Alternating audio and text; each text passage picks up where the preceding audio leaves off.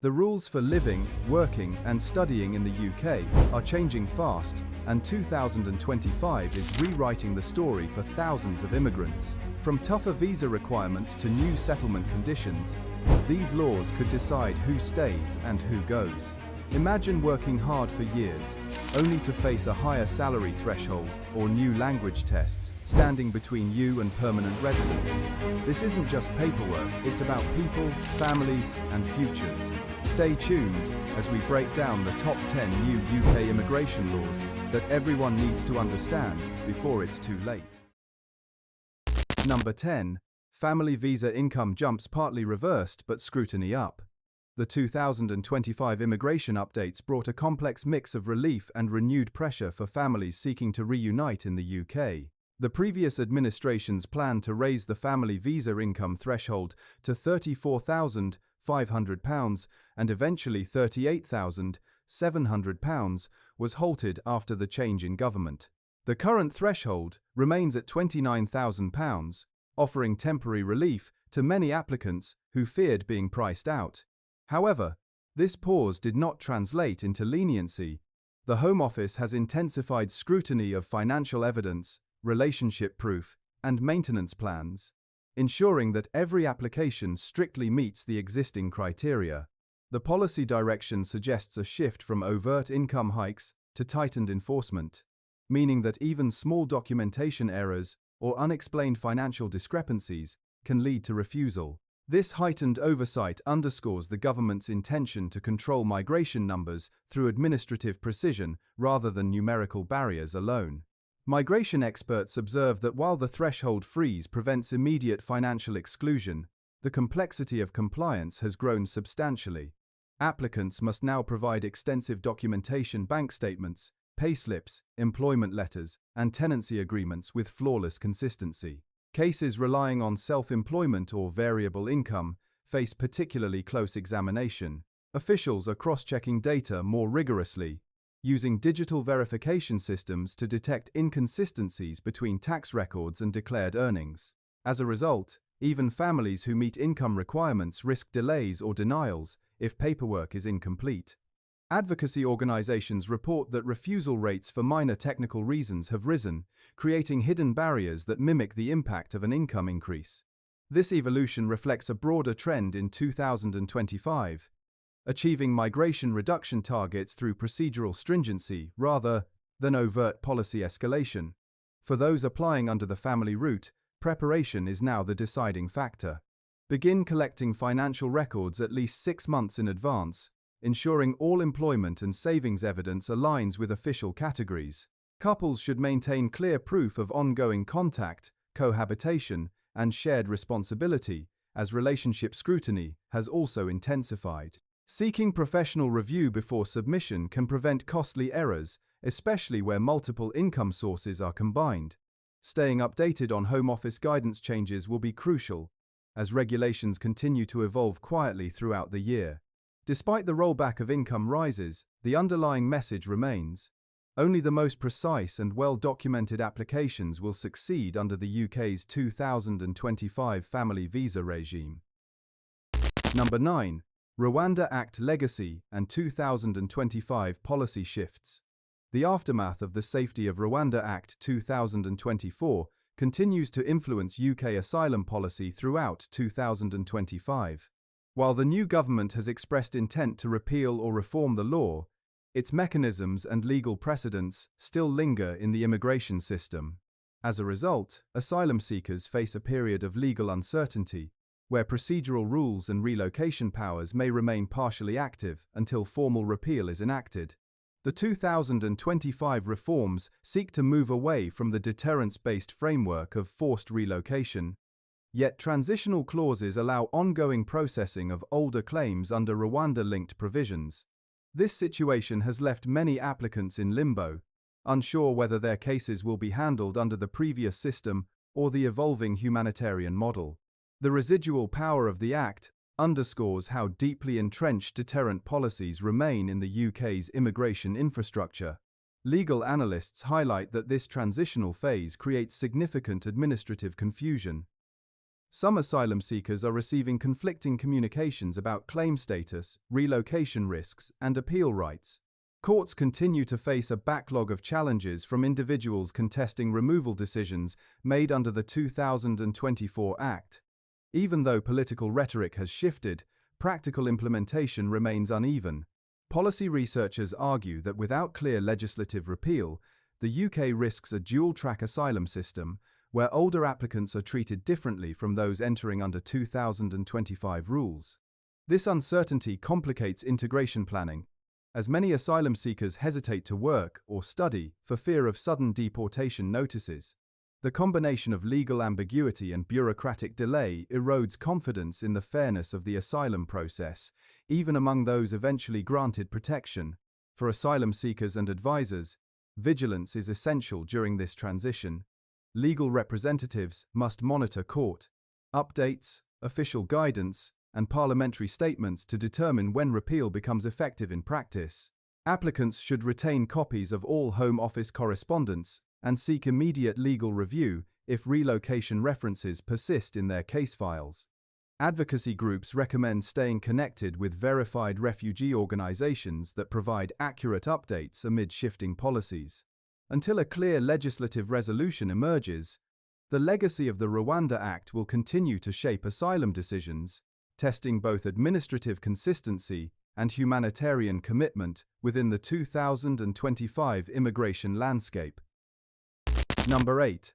Asylum and refugee settlement conditions tightened.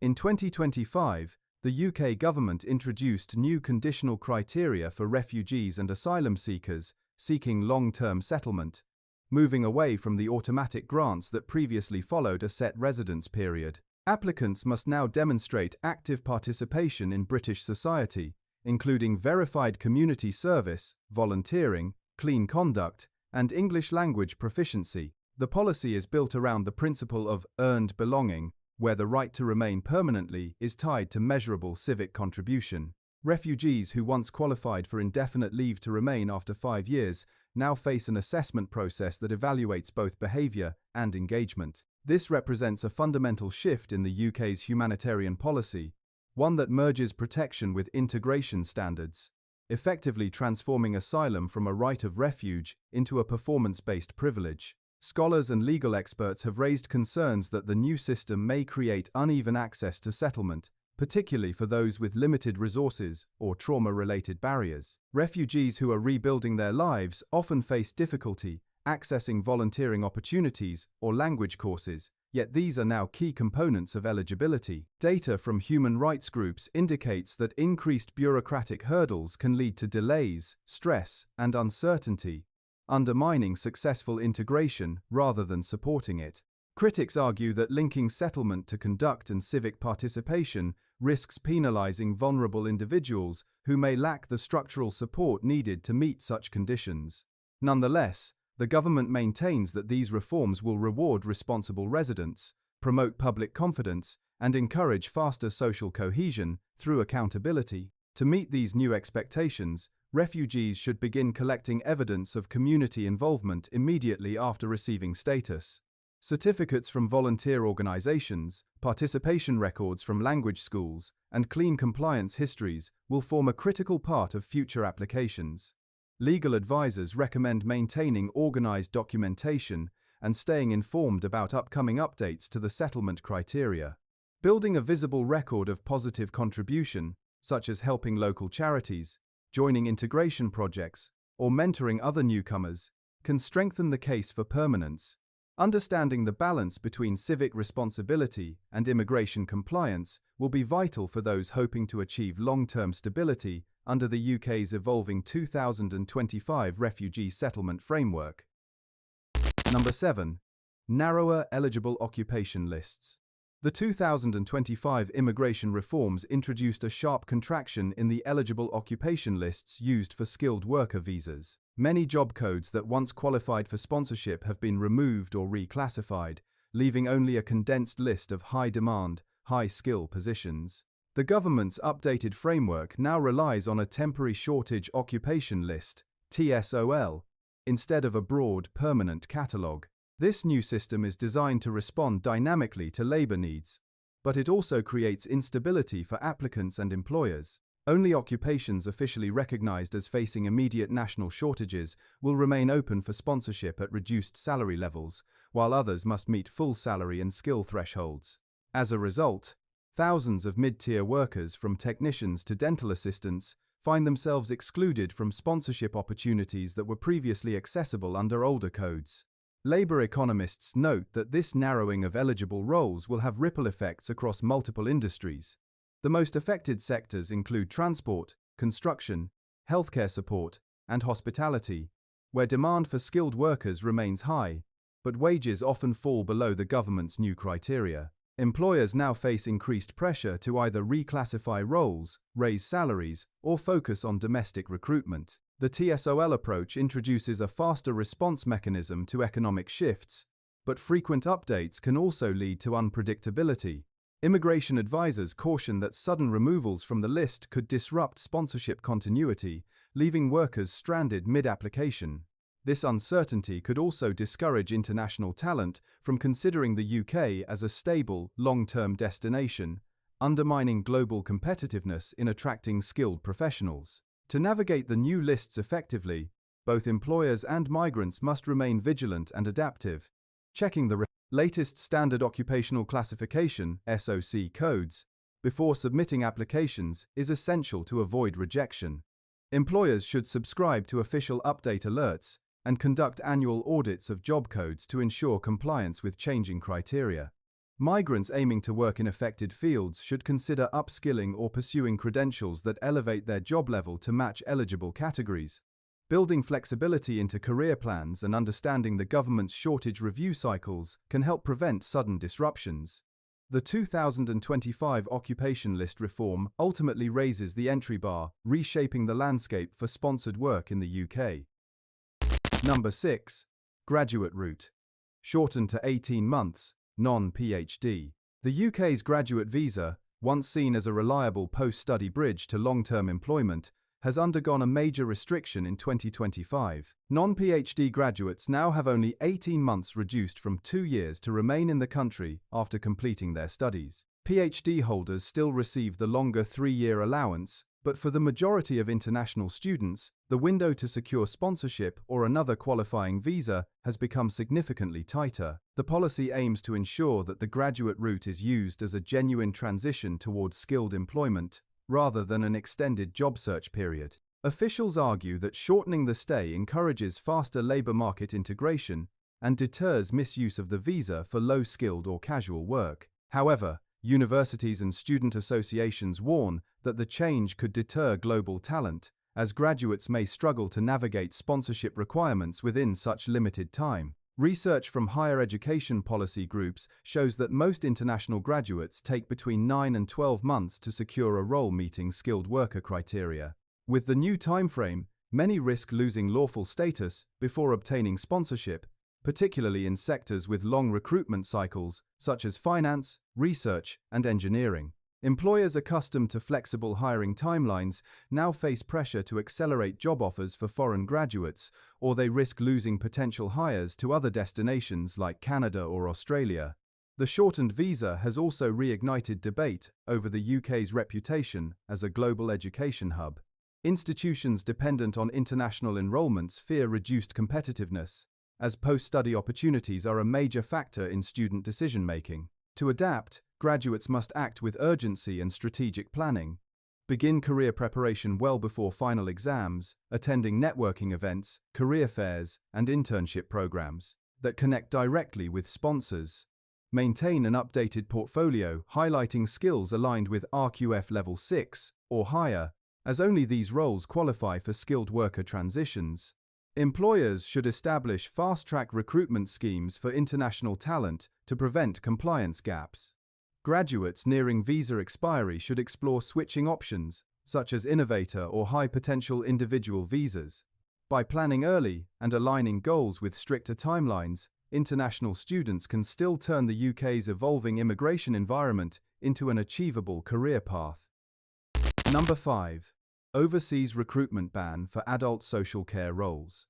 The 2025 immigration overhaul brought a major setback for the adult social care sector, one of the UK's most labour-dependent industries. Under the revised Health and Care Worker Visa policy, care homes and agencies can no longer recruit new overseas workers for standard adult social care roles. This prohibition aims to reduce what the government describes as unsustainable dependence on migration in low-wage sectors. While existing visa holders and sponsors already licensed before the change remain protected, new recruitment from abroad is effectively halted. The decision reflects a political priority to rebuild the domestic workforce through training and wage reform, but it has also triggered concern among healthcare organisations struggling with chronic staffing shortages. The new rule particularly impacts overseas carers, many of whom viewed the UK's health visa route as one of the few accessible paths to stable employment. Analysts warn that the ban may deepen the care crisis, as many facilities already report record vacancy levels and difficulty attracting local candidates. According to workforce studies, over half of adult care providers rely on migrant labour to maintain essential services. By restricting overseas recruitment, experts fear increased turnover rates, patient neglect risks, and burnout among remaining staff. The government insists that higher pay and domestic hiring campaigns will eventually balance supply, yet many doubt whether the UK labour market can fill the gap quickly.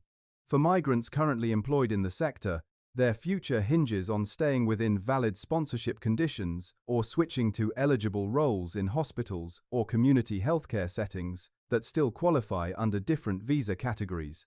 Those affected should act decisively to safeguard their legal status. Current visa holders must ensure their employers remain compliant and avoid job transitions that breach sponsorship terms. Workers nearing contract completion should explore career progression routes, such as obtaining healthcare qualifications that allow movement into nursing, therapy, or clinical assistant roles, which remain eligible. Employers can invest in upskilling initiatives and internal promotions to retain skilled carers already in the system. Understanding these regulatory boundaries is vital for maintaining continuity of employment and lawful residence as the UK redefines its approach to the care workforce under 2025 immigration law. Number 4. Skill level. Lifted to RQF 6 graduate level. In 2025, the UK immigration framework raised the minimum skill requirement for the skilled worker visa from RQF level 3 to RQF level 6, equivalent to graduate-level occupations. This adjustment drastically narrows the range of eligible professions, excluding many mid-skill roles that previously qualified under the old criteria. The government's stated purpose is to align visa access with the knowledge-intensive sectors that contribute most to national productivity. By focusing on positions demanding higher education or equivalent experience, officials argue the reform will attract workers who provide advanced skills rather than filling routine or semi-skilled vacancies. Yet this policy shift has been met with concern from industries dependent on technical or vocational workers, where practical experience often outweighs academic credentials. Recent labour reports indicate that roles in manufacturing, hospitality, construction, and logistics are among the hardest hit, as many fall below the new RQF threshold. Employers in these fields now face significant obstacles when attempting to sponsor overseas talent, even for essential posts. The government has introduced a temporary shortage occupation list to soften the impact, allowing a limited number of lower-skill roles to remain eligible for sponsorship when acute shortages arise. However, the list is expected to be reviewed frequently, leaving little stability for long-term workforce planning. This elevation of skill level reflects a wider policy philosophy, prioritizing academic or certified skill over experiential learning, effectively reshaping the labor market pipeline for migrant workers. The change also coincides with broader salary adjustments, intensifying the financial and professional benchmarks needed for visa approval. For potential applicants, adapting to this requirement means aligning qualifications and experience with recognized RQF level 6 standards. Those currently working in lower-tier roles should consider upskilling, obtaining certifications, or enrolling in UK-accredited training to maintain eligibility for sponsorship. Employers should review their standard occupational classification codes to confirm whether job descriptions meet the new academic criteria. Strategic workforce planning will become essential as competition tightens for high-level positions. Understanding how RQF standards are assessed can empower migrants to present their experience effectively, bridging the gap between practical skill and formal qualification under the stricter 2025 visa system. Number 3. Skilled worker salary floor, raised to £41,700. From July 2025, the UK government has increased the minimum salary threshold for the skilled worker visa to £41,700, up from the previous £38,700. This rise marks one of the sharpest salary adjustments in recent years and signals a deliberate effort to limit lower-paid migration while encouraging employers to focus on domestic recruitment. Although transitional protection applies to some individuals who already hold valid visas, new applicants must meet the full salary requirement to qualify for sponsorship. The policy aims to ensure that only workers filling high-value or hard-to-fill roles are granted entry under the skilled worker route. However, this shift also places many aspiring migrants, especially those in early career positions or mid-level technical jobs, in a more vulnerable position where opportunities may become financially out of reach. Labour market researchers suggest that the raised salary floor could reduce overall sponsorship numbers by eliminating a large share of roles that fall below the new pay benchmark. Sectors such as hospitality, education support, and logistics may struggle the most, as average salaries in these industries often fail to meet the new standard. Employers, particularly smaller firms, face mounting pressure to increase wages or restructure job descriptions to maintain sponsorship eligibility. Meanwhile, skilled workers who previously qualified with regional pay variations may now find themselves excluded, even if their roles require equivalent expertise. This tightening framework underscores the government's emphasis on reducing net migration, while promoting what it terms economic self-sufficiency. For prospective applicants, the new threshold demands careful financial planning and early employer engagement. Workers should negotiate compensation packages that align with official Home Office salary bands and verify that their job code matches current eligibility criteria. Employers are encouraged to reassess recruitment budgets, ensuring offered salaries reflect both compliance and market competitiveness. Those already in the UK under older salary rules should explore extension or switching options before transitional protections expire. Staying informed about future adjustments and monitoring occupation code updates can help both migrants and employers maintain compliance. This law ultimately redefines access to skilled migration, prioritizing higher income brackets and shrinking opportunities for modestly paid professionals. Number 2. Family reunion for refugees curtailed. The new 2025 immigration measures have dramatically reshaped the rights of refugees hoping to bring their families to the UK. Previously, those granted asylum could apply for automatic family reunion, allowing spouses and children under 18 to join them without extensive hurdles. Now, these rights are no longer guaranteed. Refugees must present substantial proof of dependency, emotional and financial ties, and clear evidence that their relatives face genuine risk if left abroad. This shift reflects the government's tightening stance on controlling migration through family routes. The underlying argument is to ensure that only those with critical humanitarian needs or demonstrable family reliance qualify for reunification, reducing what policymakers label as chain migration. This policy realignment, however, places immense emotional strain on separated families and complicates what was once a predictable process. Human rights experts have highlighted the psychological toll such separation causes, especially for refugees already recovering from displacement or trauma. Studies suggest that prolonged family fragmentation hinders integration, language learning, and employment success, as emotional well-being directly influences stability in a new country. Critics argue that this restriction undermines the UK's commitments under international refugee conventions, which emphasize the right to family unity. Applicants are now required to submit far more comprehensive documentation, including detailed relationship histories, financial transfers, and communication records to prove genuine connection. These heightened standards not only increase the legal burden, but also extend waiting periods, leading to uncertainty that can last months or even years. For those affected, early preparation has become vital.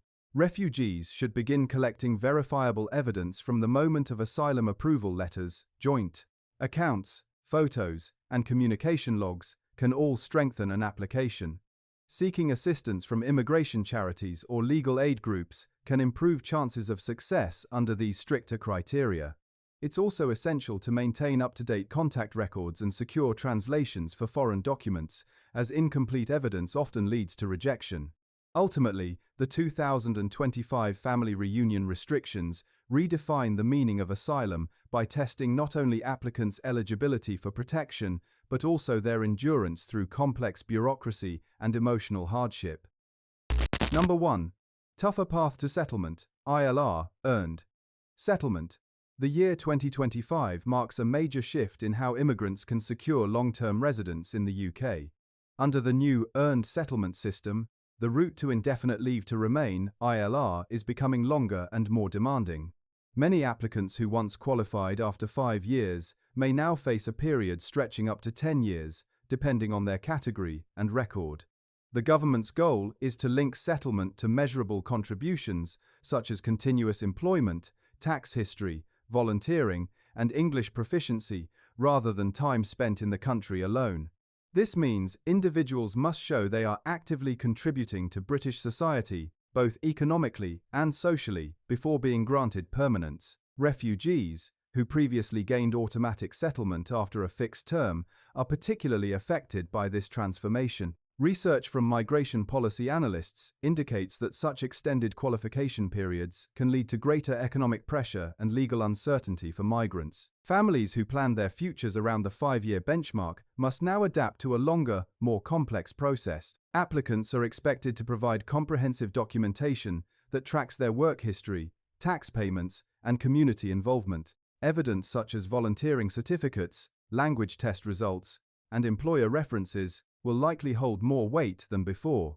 These changes are part of a wider governmental push to ensure that only those fully integrated and compliant with UK values are allowed to settle permanently. For many, this approach introduces new administrative and emotional challenges, especially as the bar for success continues to rise.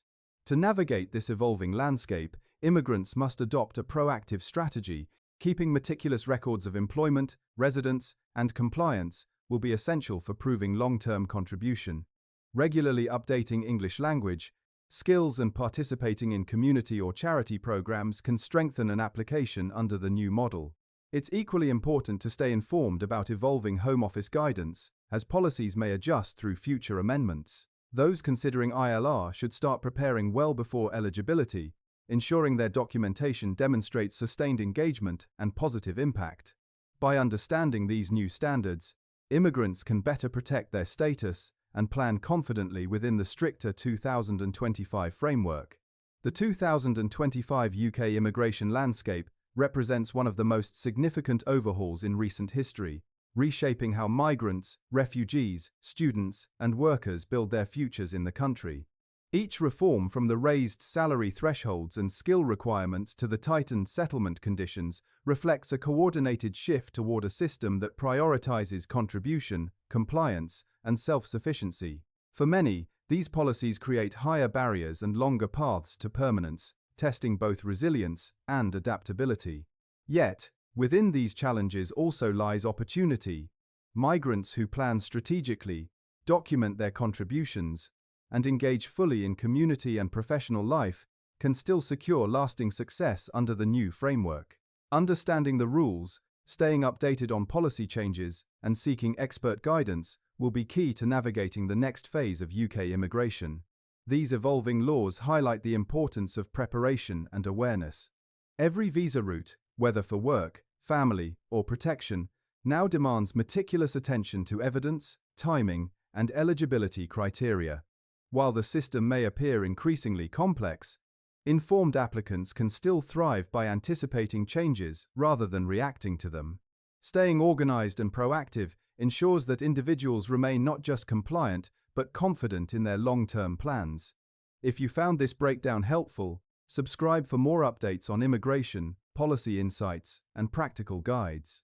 Like this video to support content that simplifies complex legal changes, and share your experiences in the comments below. Your story could help others facing the same journey.